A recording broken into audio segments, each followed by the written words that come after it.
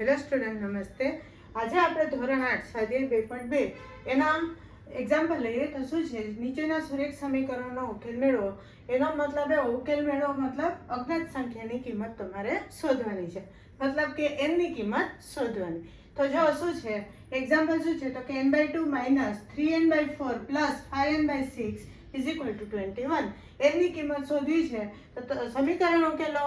એમાં અજ્ઞાત સંખ્યાની જ્યારે કિંમત શોધવાની હોય તો શું કરે તો કે અજ્ઞાત સંખ્યાને એક બાજુ કરી દો અને અચળ પદને એક બાજુ કરી દો. તો અહીંયા તમે જોવો ને તો અજ્ઞાત સંખ્યા બધી એક બાજુ જ આપેલી છે અને અચળ પદ પણ એક બાજુ આપેલા છે. હવે શું જોવાનું તો કે આ સંખ્યા છે એ અપૂર્ણાંક છે, એટલે કે એમાં અંશ છે અને છેદ પણ છે. છેદ આપેલા છે પણ કેવા છે તો કે અલગ અલગ છે.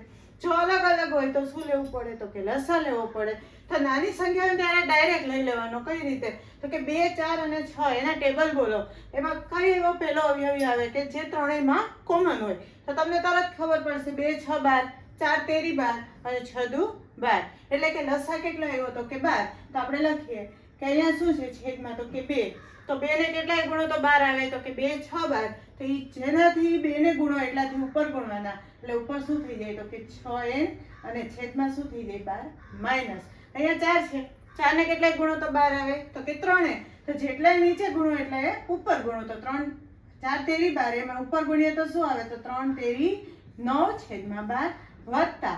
હવે જો અહીંયા શું છે 6 ને કેટલાય ગુણો તો 12 આવે તો કે 2 વડે. તો ઉપર પણ કેટલાય ગુણવાના તો 2 વડે. તો 5 દુ ને કેટલા થાય 10. તો 10n છેદમાં 6 દુ 12 અને એના બરાબર 21 છે. એને એમને રહેવા દો.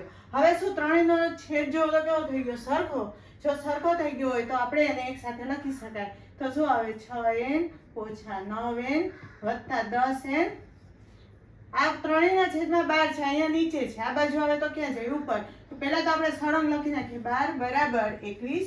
હવે ત્રણેયના છેદમાં છે 12, અહીંયા નીચે આ બાજુ આવશે તો ઉપર. તો શું કરશું તો કે વત્તા અરે વત્તા અને ઓછા એમને મેળવીએ તો 6n અને 10n.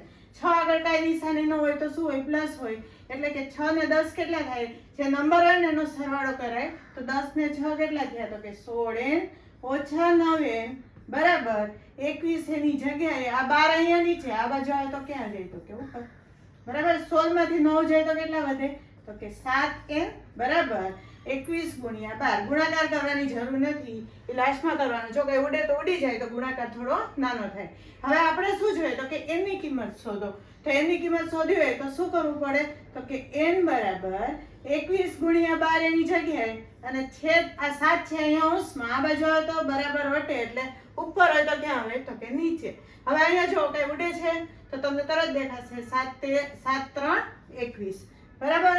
તો તેથી n બરાબર શું થાય તો 3 વધ્યા, અહીંયા વધ્યા 12, 12 તેરી કેટલા થાય 36. તો આપણને આ સમીકરણનો ઉકેલ શું મળે તો કે 36. ચલો સમજાઈ ગયું. જો વિદ્યાર્થી મિત્રો કંઈ પણ કમ્પ્લેન હોય અથવા ન સમજાતું હોય તો કોમેન્ટ બોક્સમાં લખીને ખાસ જણાવજો. આ ચેનલને સબસ્ક્રાઇબ કરજો અને આ વિડીયોને લાઈક, કોમેન્ટ અને શેર કરજો. Thank you.